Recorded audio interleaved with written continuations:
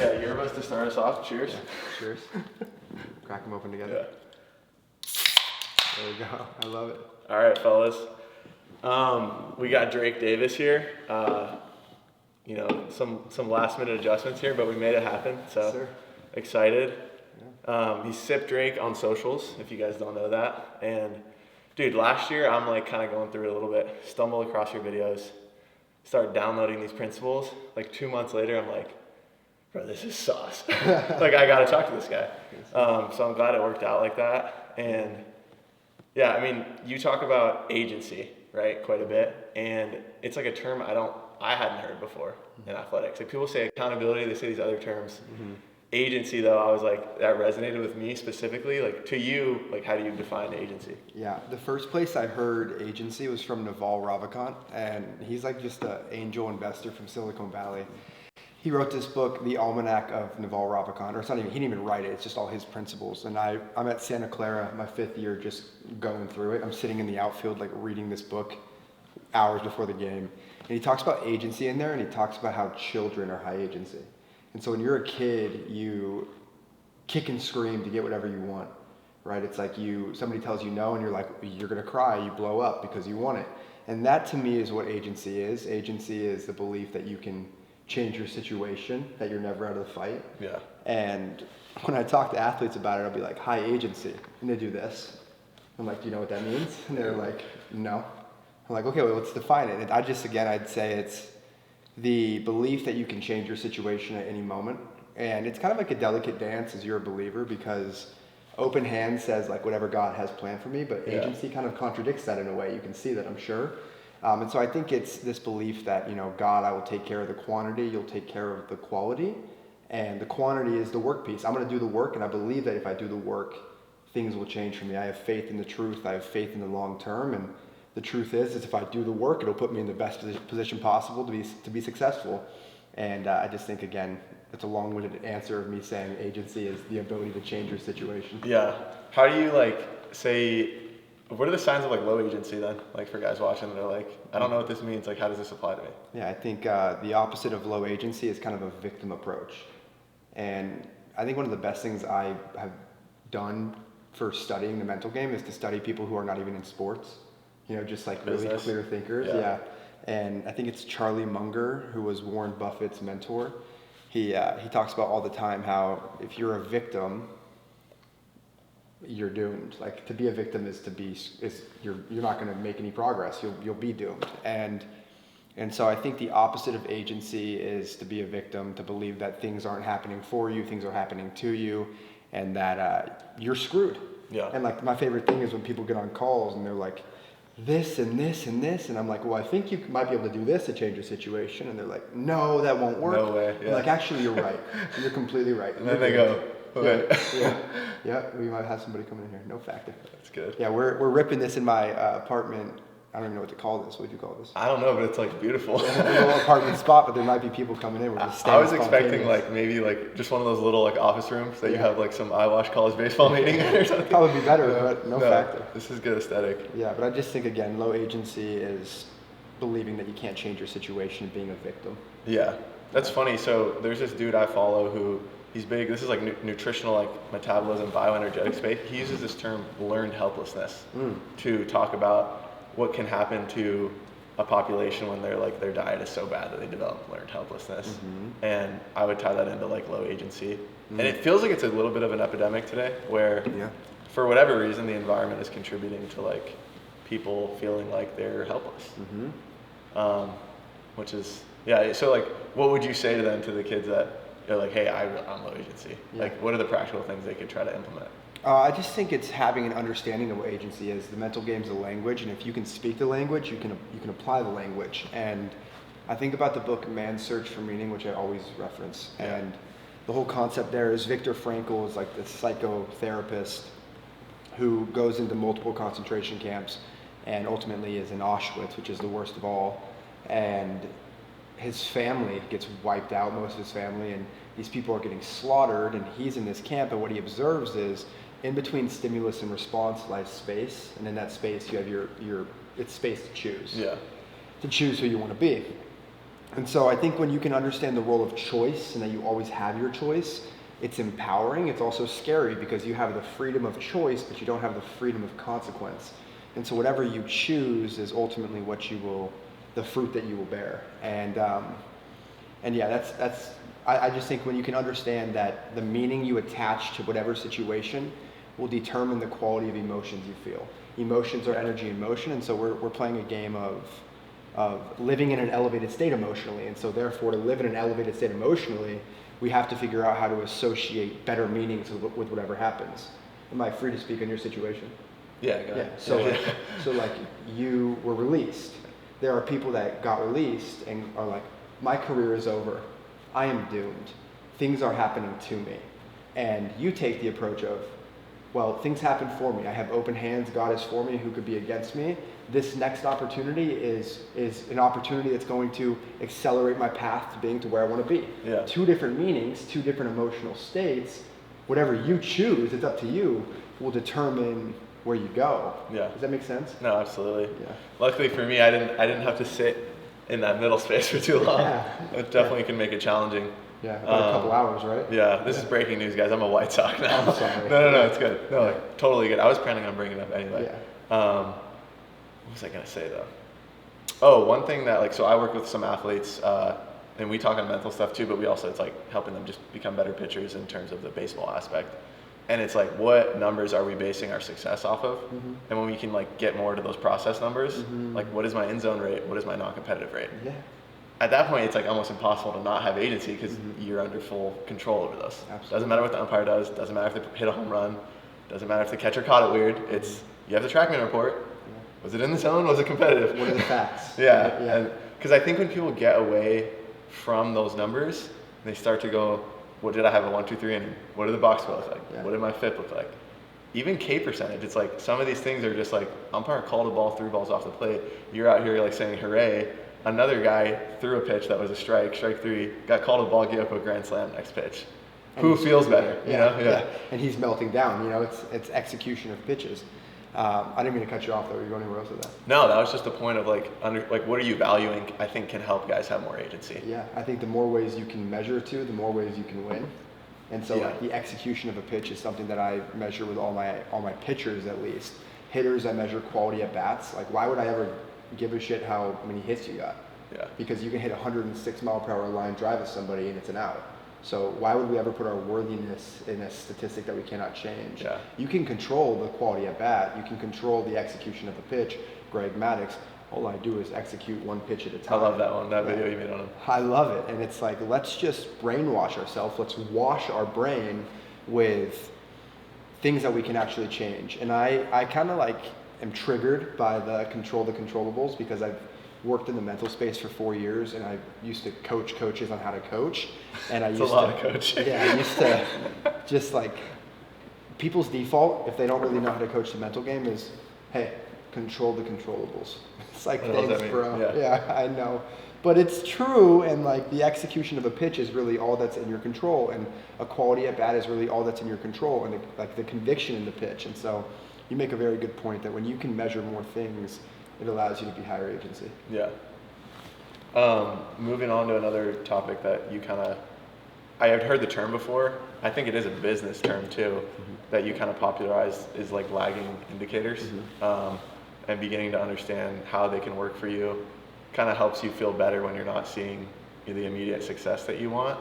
How would you kind of define that, and how do you help people realize like that like those lagging indicators may be coming? What are you looking for to know that they are coming? Yeah. You know? Yeah. So I think I say it as like lagging measures from James Clear, who wrote Atomic Habits. Yeah. And it's like, well, your body is a lagging measure of what you put into it. Your bank account is a lagging measure of your spending habits. Okay. Your execution of a pitch, your execution percentage is a lagging measure of your commitment to one pitch and your ability to be present, right? And so I think when you can just teach people that the inputs drive the outputs, and we have to ruthlessly be committed to, again, mind-numbing, but the things that we can change are in our control, it sets you up to be in a position to at least be as successful as you can. But you have to understand that the process is what drives the outcome, and the process is the only thing that we can change. And so therefore, the only thing we should really care about it's hard to say because results do matter, but the only thing that we should really invest our most precious asset, which is our energy, into is the things that we can change, which is the process. And so, just understanding that everything in your life is just a lagging measure of your decisions and your behaviors.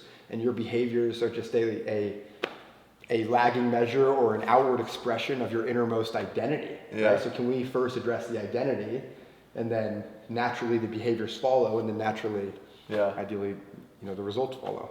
Yeah, we got some stuff on identity, man. It's like deep, bro, the identity piece in sports, man. Like, we talk about like mental health in sports and like people placing everything in the entropy of sport, and you're just not going to be satisfied at the end of the day with it.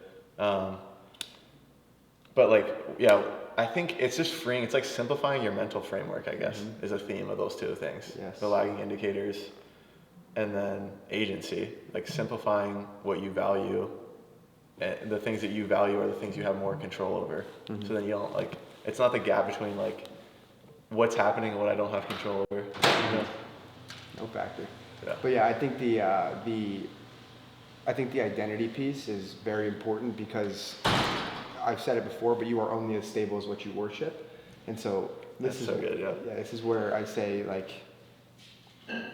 identity is the deepest layer of behavior change. And if we can get ourselves to identify as somebody who is consistent or identify as somebody who's process driven, naturally these things follow, right? Like your behaviors change because you truly believe this about yourself. I don't know if you feel this when you film. It's like, I'm like, how are people going to view what I'm saying as opposed to just having a conversation with you? It's kind of like baseball too. Like when I'm on the mound, how are people viewing my motion? Instead of here's the hitter, it's basically, am I playing life from a third person view or a first person view? So I'm stuck sometimes playing from the third person view. It's so disempowering. Yeah. You know what I'm talking about? It's hard when you set these cameras up too. When I first started, that was like how it was for me. And I think I just have done it so many times now that I feel better about it, but isn't that everything? And I think when you have the conscious awareness of it, you're making these unconscious patterns conscious. You can now decide. Like it's a defining moment where you get to decide. Defining moment in the podcast. Yeah, where you get to decide who you want to be and how you want to go about it. But that was my entire career, consumed in the perceptions of everybody. And, that was what stopped me from never doing anything like this, like initially. Yeah. I worked 3 years in the mental game and ran an entire business and always was the guy behind the scenes. No content is what you're saying. No content. None of it. I was just doing it for somebody else. I would show up for him and I would have a list of 30 pieces of content for him to take my ideas and add his own sauce on it because he had sauce as well. But I had moments where I was like, man, I thought about that. Yeah, and maybe I should have this like slightly forward. Yeah. I should have the courage to do that myself, But I was scared of being perceived. And if you can get past the fear of being perceived, you're a dangerous individual in whatever you do. And that is what holds everybody back in everything they do. Yeah. It's not just baseball, Bro, I don't throw that hard, but I had a really successful season last year. And in pro baseball, there's a big initiative to throw really hard. So I had to get past this, it was almost like I had to get past the imposter syndrome of like everyone in the org and all these models telling me I shouldn't be good. But then my results are saying something else. And I'm like, who's right? Am I just getting lucky? Because the data is like telling me that that's what they think. They think I'm just getting lucky. And then me getting past the perception of oh, if you don't throw X, you're not going to be this. You're never going to be you're never going to be able to get double A guys out. Right. And then you do it. You're never going to be able to get triple A guys out. It's always something. And even for the guys that throw hard, it's he's never going to throw strikes. They're not going to swing at that in triple A. But that was a big one for me, is getting past being perceived as oh, you're just getting lucky. Yeah. Right? People saying your success is just a fluke without directly saying it, Yeah. But I think criticism and praise is both seductive and it's just both a distraction. Yeah. And this is that goes back to the identity piece. You're only as stable as what you worship. If you put your value in what these people think about you, I get it. It's your career and I get that they're the ones that make the decisions. But at the end of the day, all you can do is go out there and execute one pitch at a time and be boring and take up space and be ruthlessly committed to the now and be a consistent human being every day, and the rest is up to God. And that's where I think the faith component is so empowering, because it just doesn't really matter to me what people think. Yeah. And it did forever, and it should, again, and you know, if anything, like I read this book last night. It's a 40-page book. It's like the practice of self-forgiveness or something. I don't even remember the name. My buddies told me to read it. And it was talking about how you shouldn't care about what other people think, and you really shouldn't care about what you think about yourself either. Like it should be about, which I go back and forth on, because I'm like, you have to have a good self-image. You have to believe something about yourself. But above all else, it's about what does God think about you. And it says in the scripture that things are impossible for man, but nothing is impossible for God. It tells you to have the faith of a mustard seed. And those are things I take very seriously, you know, and all my athletes are in the scripture almost every day, and their prayer life is sharp. And those are things that keep you grounded and remind you of where you put your worth and whose opinions you're actually caring about. And it's really just that of God, you know? Yeah, I made a little piece the other day saying, like, who do you, like, what's the right way to word it? In terms of your judgment from others, like, are you more worried about that? Like, you know, coaches, parents, teammates, etc., or the judgment from God? If you're actually a believer, you know?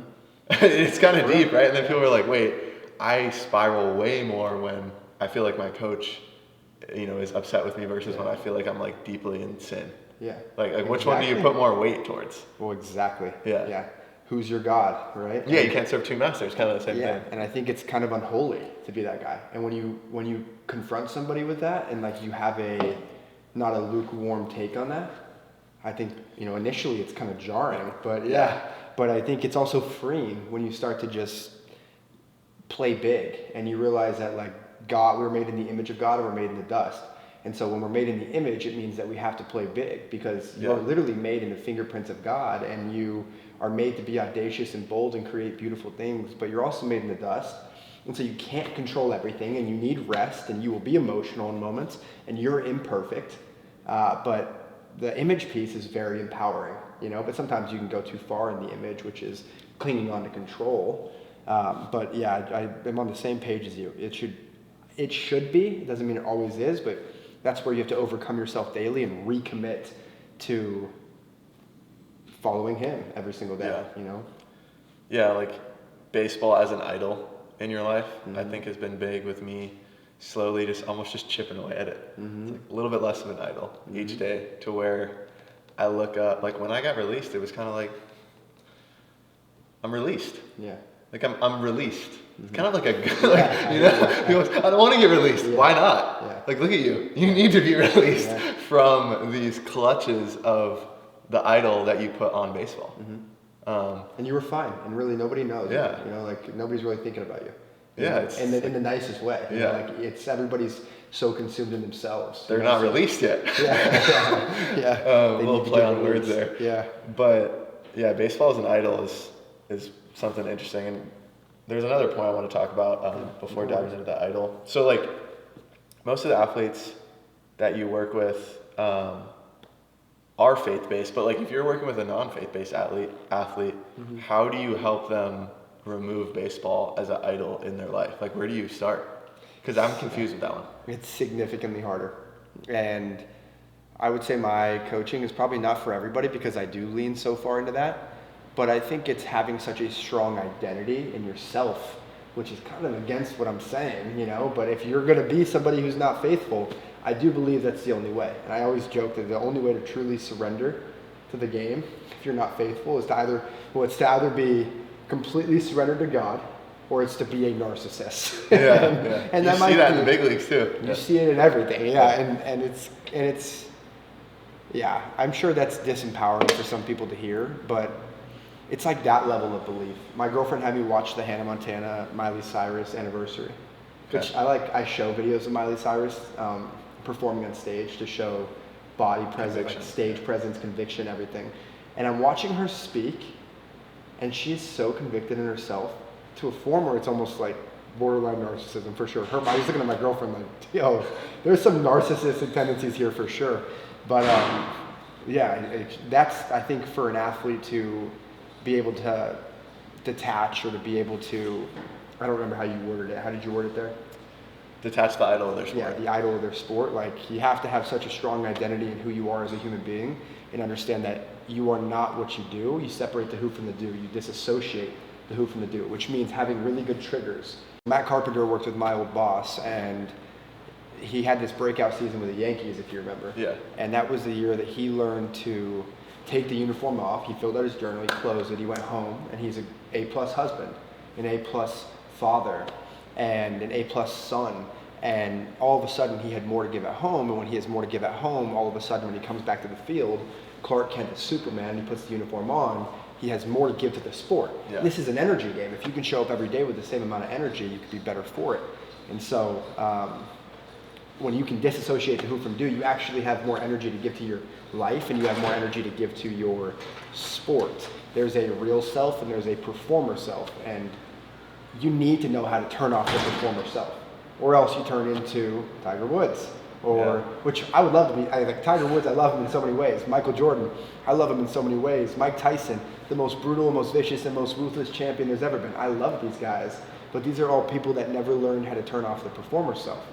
And so I think if you're going to not make it an idol, you have to know how to turn it off, and you also have to have things in your life that you love and that you pour into, whether that's painting, whether that's I have an athlete who's a baseball player, a legend, like this is an unbelievable baseball player, and he's writing country music in his free time as like a hobby. Yeah. I'm drawing, like just like little things that you can do that you enjoy.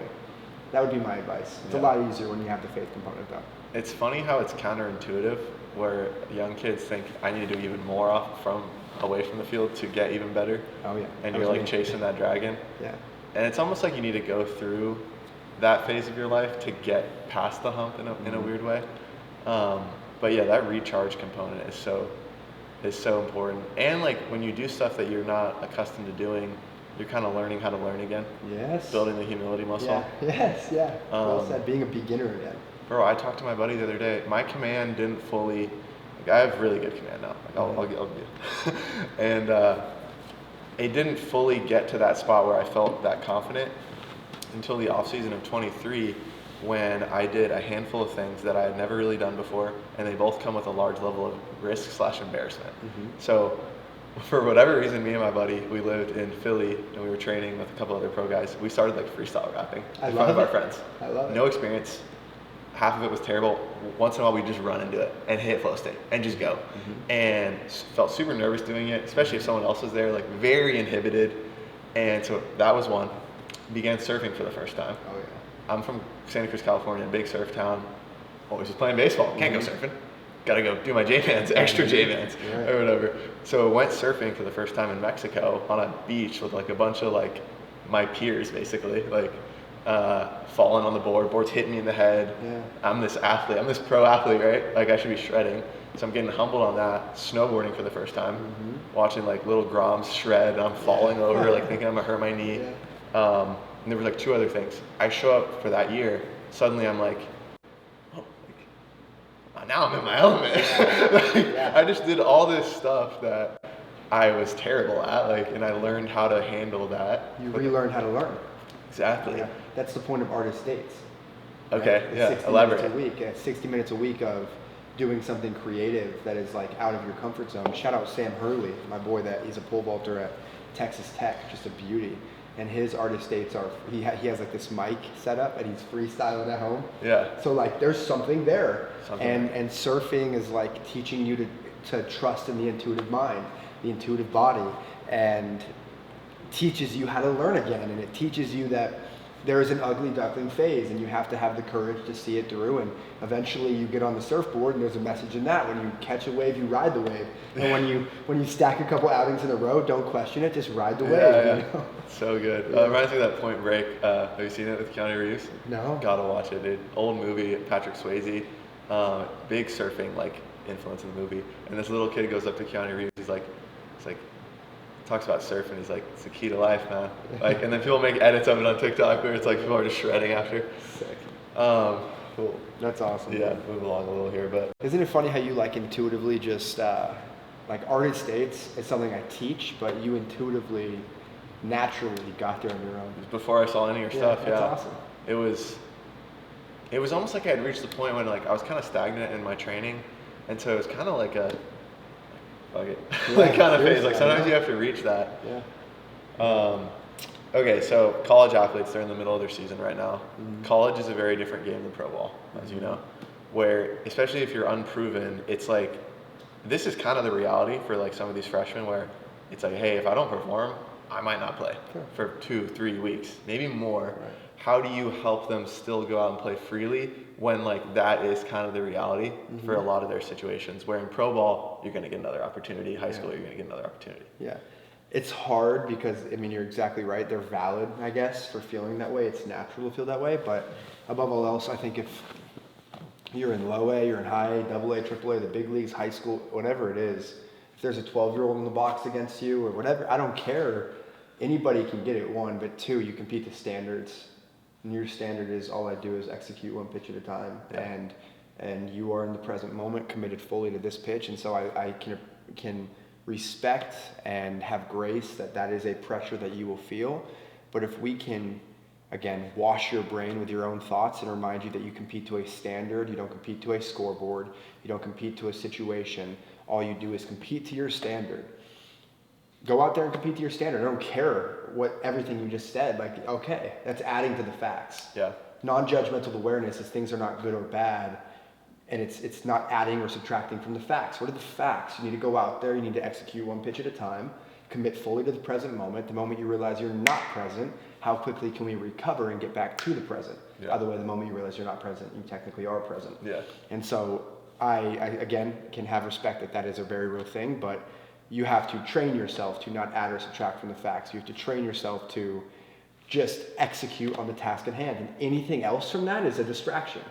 And that's that's probably not the answer that these guys want to hear, but it really is it's a way of life, that you're not going to make this any more than it has to be. This is just a podcast between two guys talking. Yeah. And I'm sure you had moments where you felt like you could be adding or subtracting as you're driving over here. Yeah. I had the same thing. Like, it happens before every podcast I do. Like, oh man, what if I'm perceived this way as our conversation like that again? It's like, wait a minute. Don't add or subtract. I'm just having a conversation. I do this for a living. Yeah, that's good. If you could go back and just simplify, say 2 things you could have done different in your college career in terms of just a couple principles, what do you think would have been the biggest difference maker? Oh my God. Well, I want to give 37, but I'm challenging you to just, ruthlessly simplify. Yeah. Well, I think it would be to have a genuine understanding of what the present looks like, and giving myself grace that you have ego, and so you will not be present all the time. And you don't have to try hard to have presence all the time. And to be in the past and future, which is mind, which is a man-made thing, the time, your mind is connected to time, which is a man-made thing, past and future. And the present is really all that we have. The now is all that we really have. And so I think if I could go back, if I could coach myself, I would really try to teach me that the present is generous, and in the now is where the unknown is, and that's why my ego is scared of it. But when I'm in the unknown, I'm with the unseen, which is God. And when I'm in the present moment, I'm in His presence, and I lack nothing. What are we lacking right now in this generous present moment? Nothing. What do we need then? Nothing. We're just here. And if I could get myself to understand that, well, then I think I would have been better about committing to one pitch at a time. I think I would have been better about accepting the present like I chose it, and just being in the now every single day, being a more consistent human being. Consistent human beings are consistent performers. So I think if I could do that, the things that follow are really, really great. Now, I think this is not going to count as one, but I wasn't very faithful in college. I believed, but I didn't actually practice it. Yeah. I didn't live it. And I wasn't in the Word. I'd never even opened a Bible in college. Really? Yeah. And so that would have been a huge priority. That's number one. Yeah. But the last thing I'd say is just learning about self one and self two. Yeah. Self one is the ego mind. It's the one that lives in time, past and future. It's the one that is analytical and judgmental and undermining.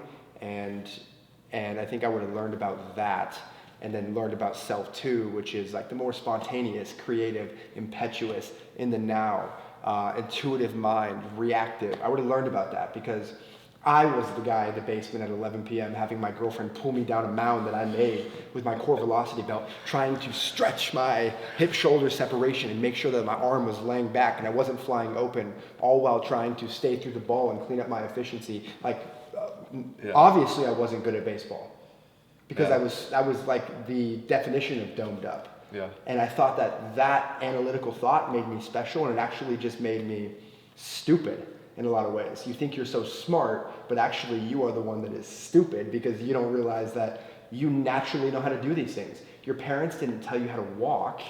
They didn't say left foot, right hand, left foot. They didn't do that. They just they picked you up with love and interest. They let you run it back, and you figured out how to do it.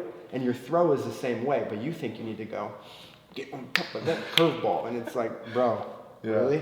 You've thrown this curveball how many times? Like, why are you doming yourself up, queuing yourself up on the mound? Hold a clear image in your head, breathe on the spot, let it happen. Don't be surprised. You spike one, don't be surprised. You land that, don't be surprised. Yeah. And don't try to recreate. So again, self 1 and self 2, the now, and then God. Yeah.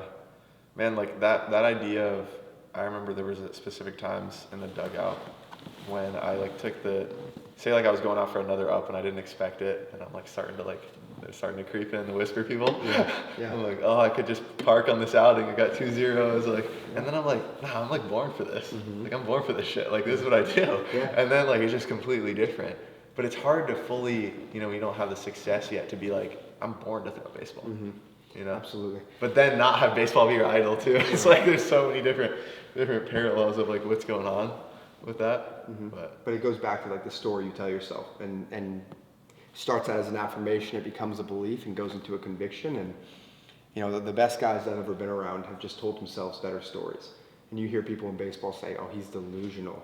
It's like delusional. That's kind of what it takes. It's like the Jack Nicklaus. He's giving a speech to Bob Rotell's son, his team in golf, and Jack Nicklaus says, "I've never 3-putted in my life, and I've never missed a putt within 3 feet." Yeah. And somebody raises their hand and goes, "Sir, I've seen you do it." No, I haven't. Wrong guy. Yeah. And then he says, "No, sir, like I actually have seen it before many times." He goes, "Sir, I think you're confused." And then the guy goes up to Bob Rotell after, and he's like, well, is this guy crazy? Is Jack Nicklaus crazy? Because I've seen this. And he says, "Well, listen, all these people paid to learn how Jack Nicklaus thinks, not how you think." And so it's like, they are just more delusional. And as you start to understand that, you understand the world expands to your audacity. Yeah. And my roommate at ASU didn't get drafted out of high school and was real pissed about it and got on a call with me and was like, "Fuck him, I'm going first overall in a couple of years." And then he went first overall a couple of years later, right? Yeah. And then my boy at Minnesota, who's the best baseball player I've ever been around in my life, the most confident dude I've ever been around in my life, he would be like, "Oh yeah, I'm going to Team USA. Like, I'm going to be the ace." I'm like, "Bro, you're 5'11". And he's like, I'm the ace. And he's a closer. And I'm like, "What about this guy, this stud pitcher?" And he's like, "I'm better." Yeah. And meant it. I think I know who that is too. And then he went and was the ace. And then he went and got drafted 3rd overall. And it just taught me that, like, you can believe these things before you have actually proof. I guess that's what faith is, Yeah. So I have a friend, and he used to be pretty emotional, fiery in high school as a pitcher. Highly touted, highly recruited, turned down some money out of high school. And then he gets like to his later high school years, into his first couple years in college, ends up going to college. And had a couple coaches along the way say, "Dude, you gotta cut that out. Like that's emotional. You're a little too much. Like you're not professional, right?" It's like a comment. Yeah. This is baseball. We don't do that. We don't do that fairy stuff. Yeah. And then years later, like he's realized now he's out of the game now. He's like, "Dude, I lost my swag. Like they coached it out of me. Like I was like out there trying to keep it in, playing small instead of expressing myself." Like, have you seen that before? How do you help your guys get their swagger back, I guess, for lack of a better term? Yeah. And why do you think coaches like do that in the first place? Because they obviously think they're helping, Yeah. That's like 3 questions in one. You can just pick one. So I had a conversation with one of my pitchers last night who literally just explained everything you just explained. So yes, I see that often. It's hard because everybody has a different IPS, a different ideal performance state, and I think we should accept the present like we chose it, but I'd be lying to you if I didn't say that if I said that it didn't frustrate me, that coaches out there kind of have a cookie cutter approach and like handcuff people. Baseball is king for that. Yeah. Baseball loves to make people small, and it loves to make people it's kind of a cookie cutter approach. It's the worst part of the game in my opinion. They take the creativity out of such a beautiful game. Yeah. And when you understand creativity, you understand everybody is different. You look at Pete Crow Armstrong in the All-Star game. He says, they say, what advice do you have for young kids? He said, I hope you be exactly who you are. Everybody is so unique and different in their own way. And so I think we have to understand, you have to understand who you are, identity.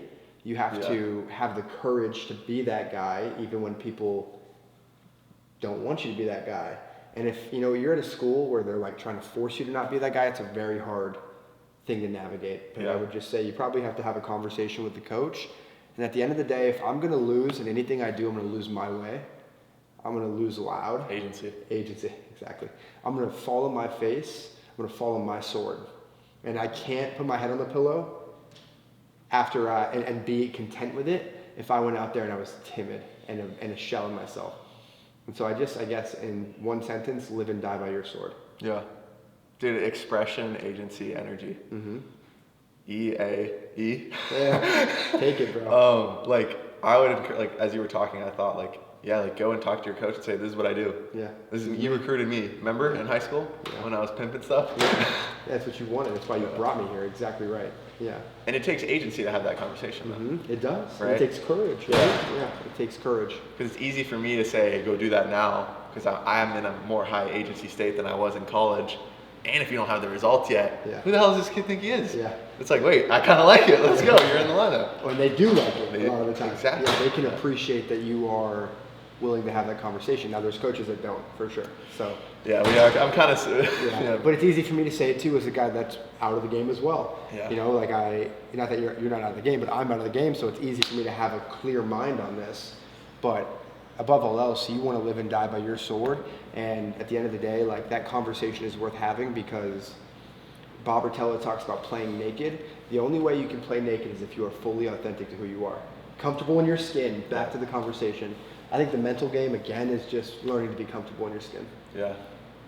It's like a podcast is a test in being comfortable in your skin because you have to sit in one place. Mm-hmm. You can't move. I like to move when I'm communicating, and sometimes I'll find it hard to articulate when I'm moving, which also goes into your point of move your body to create the feeling of that. Yeah. Sometimes I'll be ripping podcasts and I have a coaching voice. And sometimes I'm a little nervous for the podcast or something and I can hear my coaching voice and I'll in my head be like, brother, just talk. What are you doing? You don't have to perform. It's kind of funny though, but you talk about switching into the different archetypes. Yeah. It's okay, this is Drake's cooking voice because I'm cooking, and coaching. That was a Freudian slip right there. Yeah. But yeah, we can talk about that. I want to talk about that, slipping into a different state pre-competition. Kind of has a weird rap because of the mama mentality, but then you see Alyssa Liu who does it in a different way. What are your thoughts on taking on an archetype as you go into competition? With our guys, I've almost I worked with a couple different guys. One was the mailman. I just delivered. For a kid who's not that flashy. Maybe he came from a more conservative background. That's cool. Yeah, I don't like these pink gloves on the mailman. I just deliver. No flash. And then conductor was another one. You're conducting your symphony out there. It's beautiful and it rises and falls with what you do. So those are a couple examples. What are your thoughts on that? I think it's huge. I think, again, it goes back to the real self and the performer self, and we have to have intentional triggers. Clark Kent is Superman that prime you, maybe a pre-game routine that kind of helps you transition to who you want to be. There's a great video of Jocko Willink talking to his daughter, Raina, I think her name is, huge jiu-jitsu athlete. And he's talking about how when he was a SEAL, he would be the most paranoid guy there is. Paranoid. And check his bag 10 times. Check the plan 38 times. But as soon as they loaded the Humvees and the helmet came on and the goggles came on, it was like, we're the fucking most dangerous people in the world. Yeah. And we will slaughter anybody who's tasking a bruiser. And there's something to that. So it was the goggles? Yeah, it was the night vision goggles. We're here? Yeah. And we're here. And I think, what's her name? The skier that just shredded, I think, for Team China or whatever it was. I don't know how I'm forgetting her name right. Eileen Gu. Yeah. Eileen Gu. She talks about how she prepares like she's never won, and then when she goes and competes, she competes like she's never lost. And that's like that different archetype. Ooh, prepare like you never won, compete like you never lost. Yeah. Exactly. Like you go out there with the most swagger. Whatever that looks like for you, though. Yeah. Some people are like Bruce Wayne, just like unemotional. And it's like Bruce Wayne to Batman, which Batman is a similar version, like you're just there, you know? But yeah, I think you have to know who you are. You have to know your ideal performance state. You have to be intentional with a trigger or something, a process in place to transition into that person. And you should absolutely lean into that. I made a long form video where one of the chapters was you have to have two personalities. Bobby Witt, it just came out with an article during the World Baseball Classic where he's talking about you know, like transitioning into competition mode. You go from training to trusting.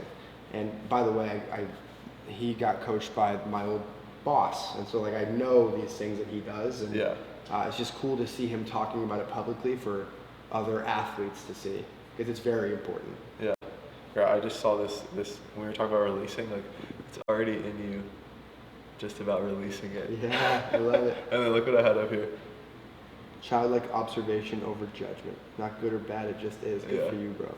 I'm like flipping through this because all these topics are like kind of adjacent to stuff that we've talked about. Yeah. There's something powerful about putting it on paper. Yeah, you were saying it's like spiritual. Yeah, and it's like allowing you to detach from it and see it. You know, it's such an empowering thing.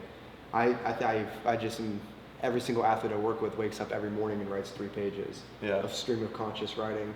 And the best part about that is I'm not telling them what to write. Morning pages are a listening process. And they're just listening to themselves. Everything you have is within you. You just have to listen to yourself. Release it. Release it. Yeah. Or get released. Get released. You said it. I had another. So I was in the bullpen the other day, and a guy had. I smelled lavender all of a sudden. It's got a lot of lavender. And I'm like, he's like, oh yeah, it's just my thing. Like it's like what grounds me before I get in the game, and it's this spray bottle with lavender essential oil. Right. And it's like, yeah, it's just like lets me know it's like time.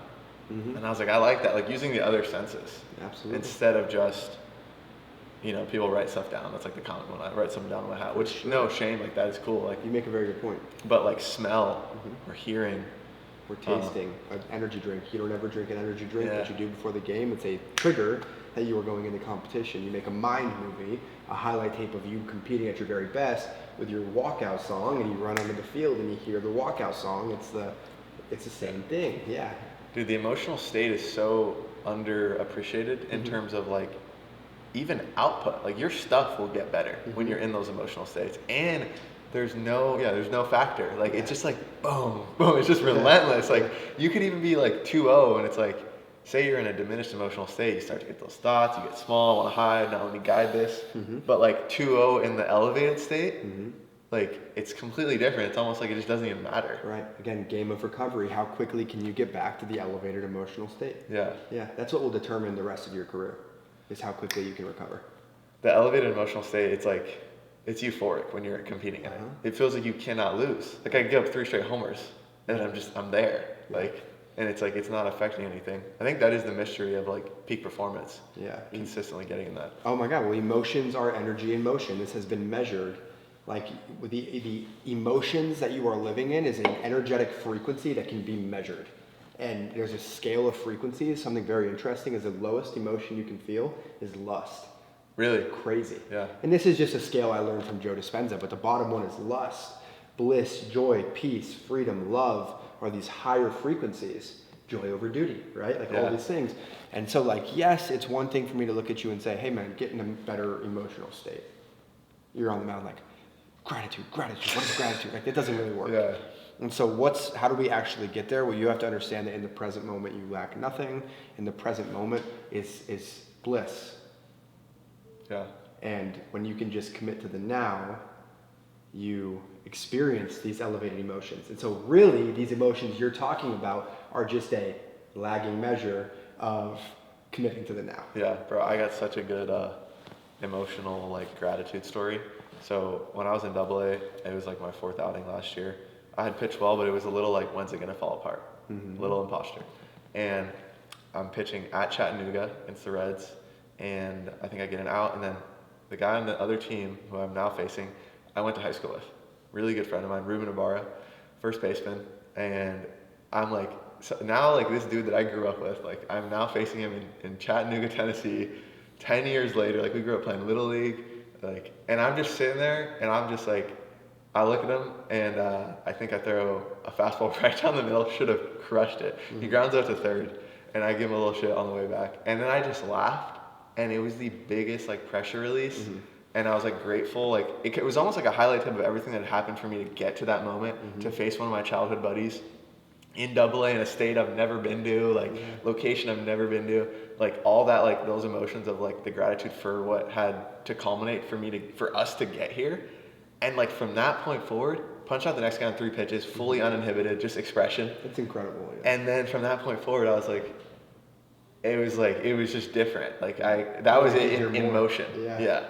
That's incredible, dude. I can feel it talking about it kind of. You probably sense like my crazy Joe Dispenza story. I move into my Airbnb here. There's like 2 shirts in there. One of them says Gnosis, something the unknown. It's a Joe Dispenza shirt. Just happened to be sitting there. Synchronicity. Like, what? Yeah. It's amazing. On Thanksgiving, I woke up at like 5:30 and I think I was working with like 40-something athletes at that point. And I sent each of them each individual voice memo that was like 3 to 5 minutes of me just like telling them how much I love them. Yeah. I was like, I'm so grateful for you. And I think you're like, feel so blessed from God to get to work with you, because I do. For every single athlete I work with, I just feel so incredibly blessed, because these are all things that like I prayed for. Yeah. And by like number 26 or whatever, I was like bawling.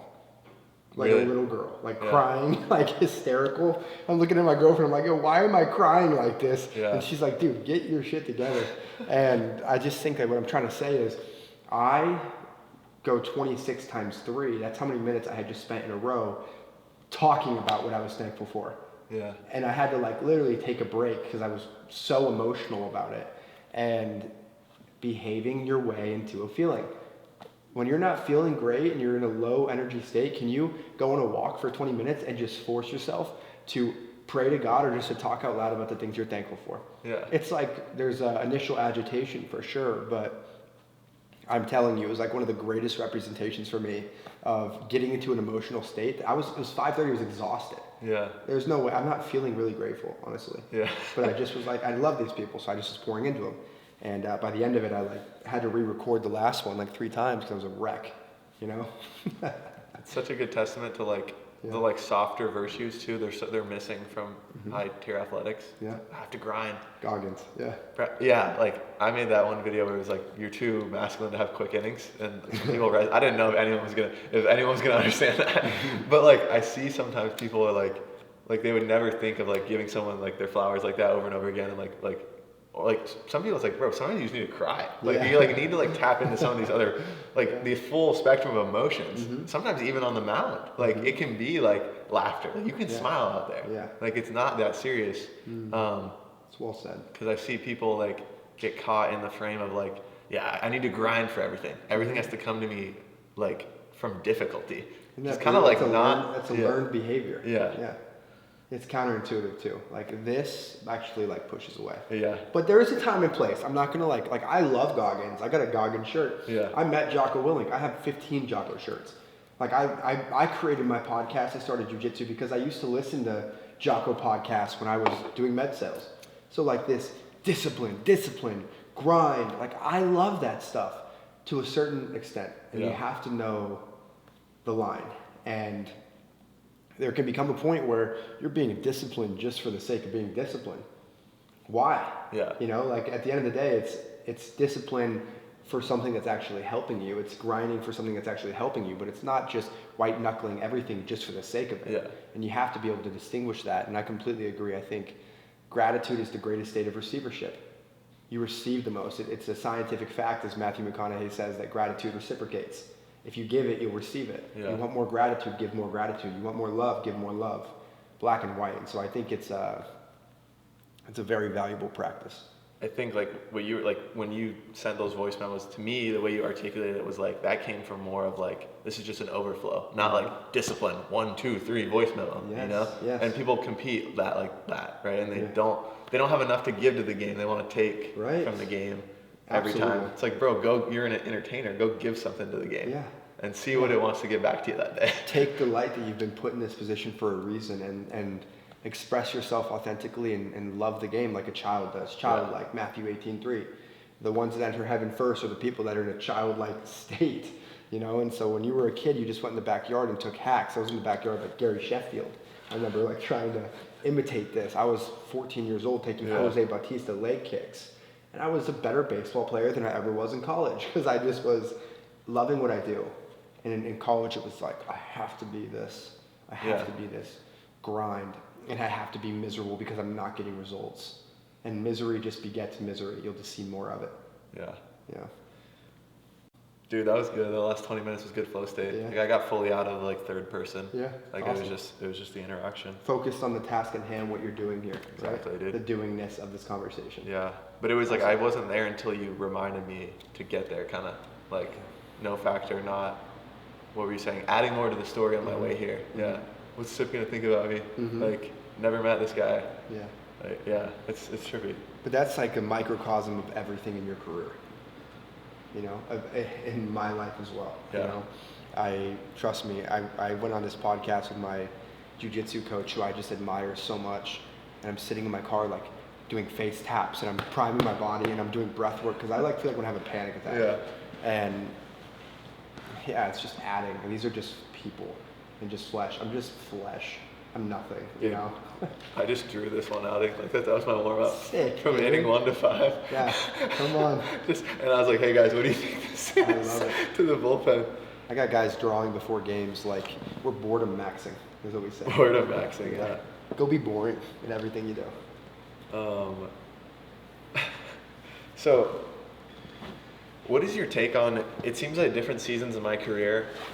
Like if you were to tell me 3 years ago I could laugh and go perform and hit flow state, it would have sounded very foreign, and it felt like I almost needed to be pissed at like the situation I was in. Like I was using like negative dark energies to get outs and get stuff out of me. I don't know if it was sustainable. I don't know if it was as consistent really. Looking back on it, do you think like some people they're just like that, like where it's like kind of like that? It didn't seem like MJ like.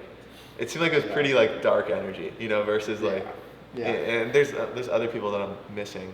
There's a pitcher in the big leagues. I don't know who it is. But he's like hitting himself. Yeah, and stuff. Phillips on the Marlins. He's a dog, bro. Yeah. Like, what am I to say to him? Yeah. He's getting results, you know. So. Yeah. How do you like determine which like side of the spectrum someone should lean into? What are your thoughts there?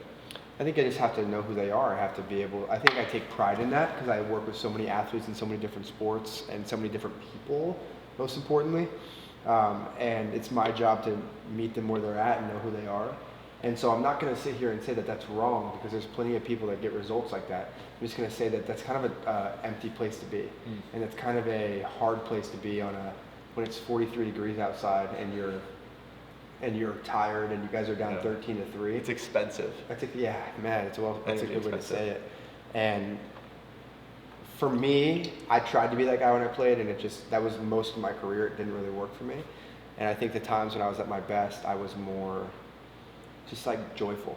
And the best players I ever played with were playing hacky sack before the game. And but again, it's just about knowing yourself. And I think you make a good point earlier that you have to make the mistake to learn it.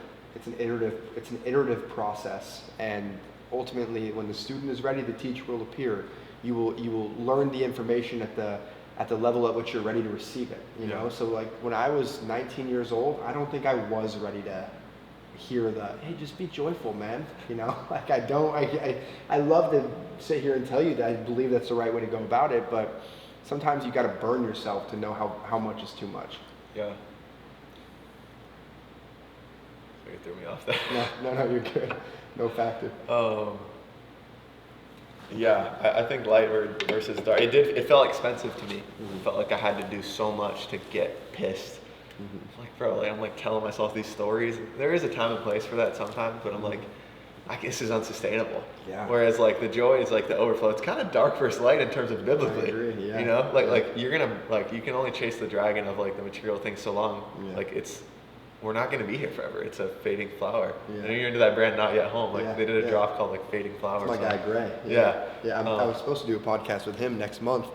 Yeah, in April. I think really? we might do it. I was thinking about flying out to Illinois and doing one with him. I think he's a stud. Yeah, that'd be a cool clash of like, I know he has a baseball background too. It's a beauty.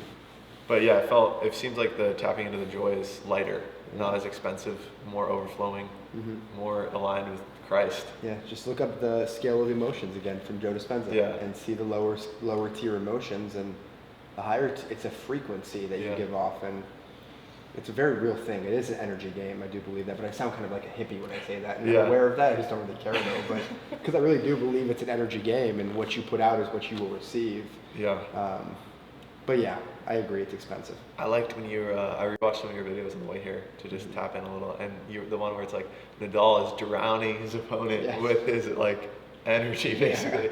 Yeah. I was like, dude, that's such like just drowning your opponent with joy. It's like a crazy like. He's joy maxing. Like, with what's the other word? Impetuous. I love that word. Mike Tyson. My style is impetuous. Exactly. I think people don't utilize like words like enough. Like you expand your vocab, you can start to like almost understand feelings that you didn't even like. You had a feeling, but you didn't know how to describe it. Now you can attach a word to it. Now you have impetuous written in your journal. Dude, that's a very real thing. Like Kanye West used to play games with dictionaries, and Brene Brown, who's a beauty, she has written many great books. Who is it? Brene Brown, Tony Robbins, Joe Dispenza all say a similar message around. You can only feel the emotions to the level at which, like, you know. So if all you know is happy and sad, it's either happy or sad. And if you can expand your knowledge of what else is out there from an emotional standpoint, it's empowering, you know. That's like, so crazy. Yeah, go ahead. Sorry, do you have sauce? I was just going to say, like, enthusiasm means filled with God. In terms of, like, the actual, like, in Greek, dive in? It means filled with God, in God. And I'm like, dude, go be enthusiastic on the mountain. Go be filled with God. That hits different than just go be excited. Yeah. They're different. Yeah, like vernacular maxing. Yeah, I didn't know what that means. Vernacular is like the words that you use, your diction. Got it. I was gonna say vernacular maxing. I like that. You were talking about you can't define an emotion if you don't like know what the word is for that emotion. Yeah. So I was talking with one of my friends' fiance's about embarrassment. I was telling her that story. We're all really close. That story of like me doing those embarrassing things that off season. Mm-hmm. She was like, I heard like embarrassment is just like a feeling that you don't know how to express. Mm-hmm. Like it could be any feeling. Like you're uncomfortable with it, and that's what embarrassing is. Like the embarrassment umbrella has all these other feelings that you're uncomfortable with. I've never heard that. Because it's almost when you're fully filled with God on the mountain, it can almost feel embarrassing that like other people aren't or something. You can feel it where it's like I want to make myself smaller because I'm like, why am I in this state? And that ties into the like, wait, let me sabotage this. Get back to like, exactly. Yeah. Austin Butler, the guy that played Elvis, he's like, embarrassment is an underexplored emotion. That was yeah, it's so good. And that's why I love when these athletes are like, again, this guy that's a stud athlete, stud baseball player is taking singing lessons. You want to go be embarrassed? Go take a singing lesson. Yeah, man. And he's learning how to learn. He's learning how to be embarrassed. And when you punch out on 3 pitches, I'm not saying it's going to remove the embarrassment at times, but it might just make it 1% easier. Yeah. So I think you make a very good point there. Yeah. I think, last thing, diving into like building the embarrassment muscle. Is there things that you've seen that can help that? What are your thoughts around that we haven't maybe touched on? I think you put yourself out there in ways like this was one for me. Yeah. The moment I started posting was the day that I could no longer pretend to be somebody I wasn't. You know, my whole career I put on this like mask, and my dad is very corporate. Okay. And I always joke with him, I'm like, you're so corporate it hurts. And so it was always like Mr. Professional. I'd sit in the car with my dad when I was a kid. We'd practice handshakes and be like, hi, Mr. Davis, my name is Drake. It's very nice to meet you. I'm like 7 years old. Really? 6 years old. He's like, again, firmer handshake. He's like, look me in the eye. speak slower. Yeah. And I'm grateful for it. It made me a better man for it, for sure. I was more professional in a lot of ways, but that was the same thing that made me in my career, like shove down that kid and be Mr. Professional. And that kid is actually the kid that's going to take me to everywhere I'm going to go. That kid inside of you, that 7-year-old you who just loves everything and is joyful and is spontaneous and not judgmental and is just doing it out of love, is a kid that will take you to the show, to the big leagues. Yeah. And this overly professional mask is exhausting, and it was my whole career. And one day I just got sick of it, and it was so painful to not be myself that eventually it just becomes so painful that you just decide you're going to do something different. And one day I posted and I was authentically myself, and I was like, well, cat's out the bag. I guess I gotta be me now. And you released yourself. I released myself, and so it was the most freeing thing ever. And I haven't looked back, and my life has changed. In 10 months, my life has like transformed because of it. And so like you asked, to answer your question, I try to get my girlfriend to do this as well, and she's like really stepping into that. And one of the things that she did on her birthday, we went to Jing, and she looked at them and was like, hey, it's my birthday. Can I have a free glass of wine? The chick was like, are you a narcissist? No, she was like, sure. And she said, yeah. And so I've heard of people like forcing themselves to be told no. Yeah. And I think that's a really good way to practice that. But above all else, putting yourself out there, go take a painting class, take a singing lesson. If you want to get better at anything, do more of it, black and white. Yeah. One last little side story, we'll wrap up here on taking up space and embarrassment. Yeah. So shortly after I got called up for double A, my buddy comes up, and there's like a space between 2 lockers that's just wood. It's like a divider, and it's right to the left of my locker. So it's a nice little empty space. And I just see all his stuff there. He got called up. I'm like, dude, what's all your stuff doing here? Like, we got lockers for you, man. Like, you're here for a reason. And he's like, no, I'll just be here. I'm like, bro, like take up some space. Like, like there's a locker over there. Like it had like one catcher's thing in it. Like he was just using it for like one thing. He's like, no, I'm good. I'm like, bro, get out of here. Like you're here for a reason. Yeah. Take up space. Good on you for being the guy that is kind and graceful and reminds me of I that. just wanted my space. I knew there was an underlying message that he needed to get to. Yeah. And so then he ends up going over there and he's like, hey, like, can I get in here? Oh, wait. And and eventually he's fine. Yeah. But we talk, I'm living with him now. And he's like, bro, I was trying to hide. He's like, this year, I'm taking up all the space. He's like, I'm laying out in the clubhouse. He's like, I'm taking a locker like for my sunglasses or something like that.